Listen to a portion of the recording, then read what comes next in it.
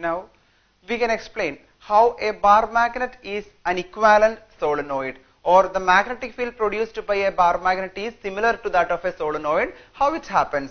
So we have already seen when current passes through a solenoid, a magnetic field is produced around it.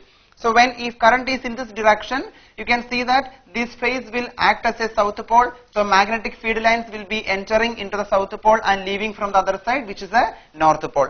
See, when current passes through a solenoid, each turn will behave as a magnetic dipole having north and south poles.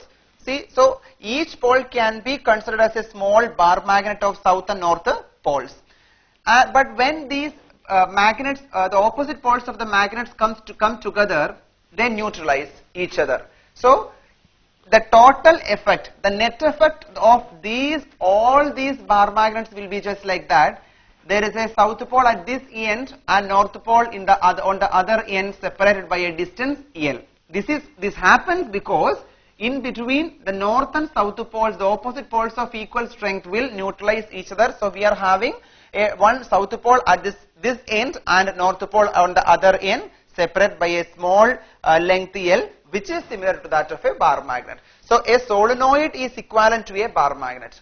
Now we are going to see how a bar magnet can be equivalent to a solenoid which produces a magnetic field of this kind. A bar magnet, suppose if we consider a bar magnet or cut a bar magnet into current carrying circular loops in this way and take a cross section, then you can see inside the bar magnet there are a number of atomic current loops. So each current loop will produce a magnetic field, or current loop can be considered as a magnetic dipole having north and south pole. But the adjacent current loops will cancel each other and there will not be any net current inside, but we can have a net current on the surface of the bar magnet. So when we consider each loop, or when we consider each cross section as a loop of current, then there will be a current flowing on the surface in the form of a circular loop, which is similar to that of a solenoid. And here also you can have a net dipole moment or a net magnetic field with a north and south pole due to each loop, and the nearby opposite poles will neutralize, but there will be a magnetic field at this end, or a magnetic pole at this end, which is a south pole, and magnetic north pole on the other end.